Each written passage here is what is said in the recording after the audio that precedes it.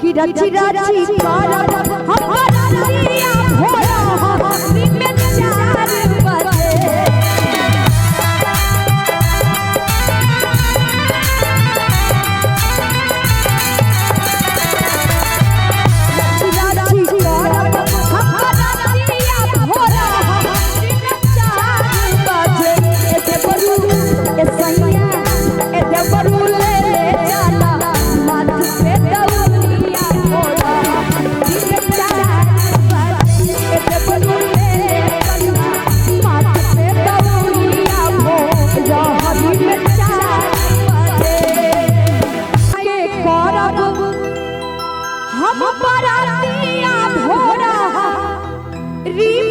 4 बजे एगो मेहरारू कहता रे कि छठी माई के बड़ तो हम करब भोररिया में 4 बजे। कैसे कहता रे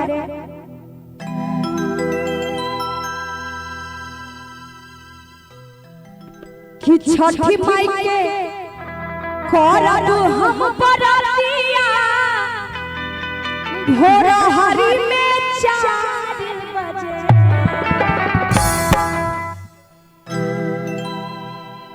कि छठी माई के करब हम बरतिया भोरहरी में 4 बजे।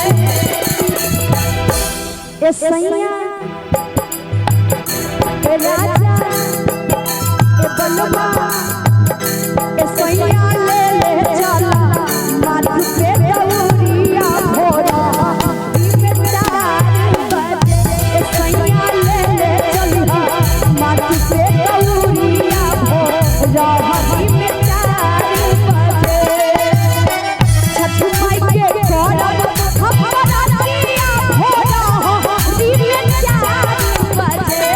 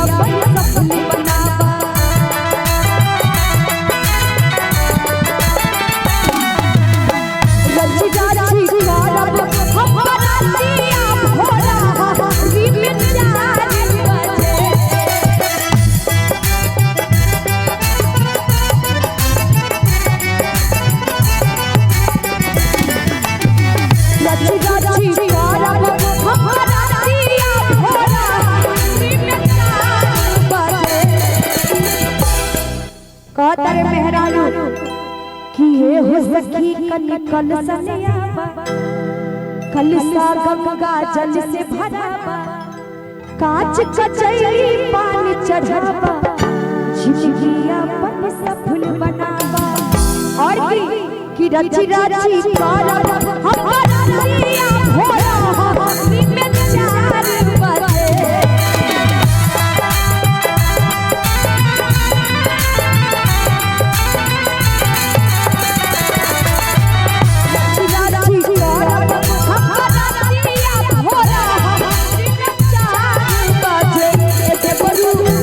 सैया ए देवरू ले ले चला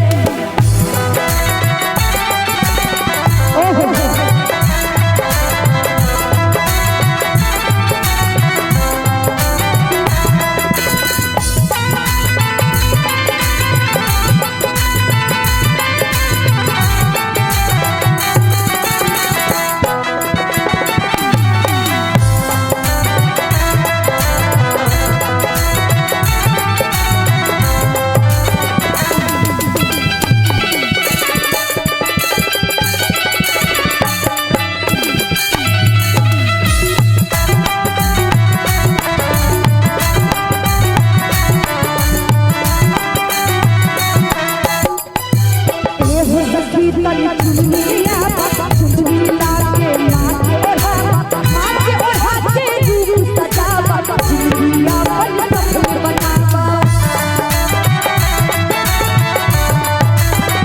ओ सखी तनी चुनिया चुनिया के माथे ओढ़ा माथे ओढ़ा के रूप सजावा चुनिया बन सफल बनावा